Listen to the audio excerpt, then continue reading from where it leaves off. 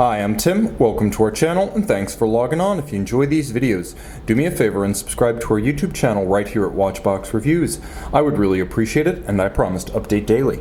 If you love this watch, you could see it and you could purchase it on our website, thewatchbox.com.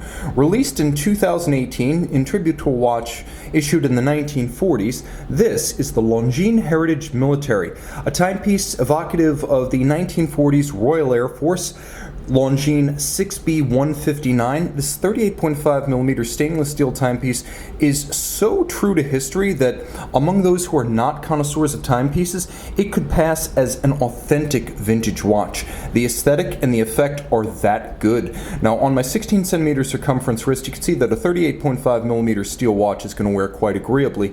It's not a thick watch and only 12.1mm thick, and you can see from lug to lug, the shapely lugs span an agreeable 47.6mm across the wrist with a vintage evocative 19mm spacing between the lugs. And again, the shape of the lugs really count towards the ergonomic equation. I can recommend this watch for 13.5cm circumference wrists, partly because the lugs turn downwards so dramatically and arc around the wrist at their end. Now the strap, as you can see, is a vintage style, minimally tanned calfskin. It's rusticated and raw enough to be worthy of Panerai finest. You can see there's a slight binding stitch. There is a shear profile showing you the layers of construction, and they don't short you the leather, that's for sure. You can see it's a brand new Longines factory strap on the underside. And of course, there's a simple vintage-inspired steel pin buckle for quick adjustability. The case band is well simple. The lugs are integrated. The case band is satin finish. The lug hoods are of satin finish. The crown is oversized in aviator fashion, and you can see the vintage Longines logo on the exterior, with the timepiece featuring a concave bezel profile in polished contrast with the satin of the case. Rolling over to the dial side, I have to emphasize that this is a sapphire crystal watch. A lot of vintage timepieces choose to be so true to history that they use a plexiglass. This is a sapphire, but as you can see, it's a generously domed sapphire that creates some of the off-axis distortion of a vintage plexiglass. Blued hands on the dial.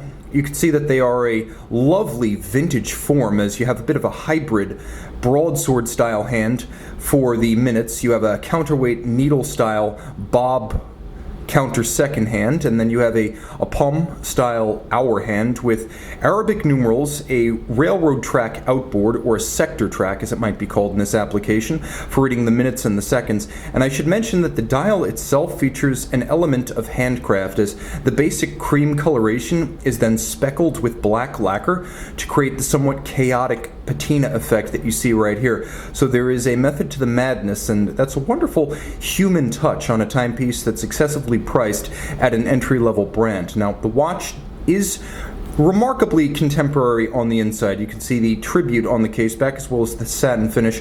Longines caliber L2.819.4.93.2, 21 joules, automatic winding, 64-hour power reserve, water resistant down to 30 meters. It features a stop seconds function, and in order to extend the power reserve, it has a quirky beat rate of 25,200 vibrations per hour. And you'll find that exact same beat rate in watches as disparate as the Omega coaxials and, strangely, the Patek Philippe Grandmaster chime. So in that one respect, this watch has a tangential link to the highest of high horology. This watch, however, is a little bit more raw than any Patek Philippe, and that by design.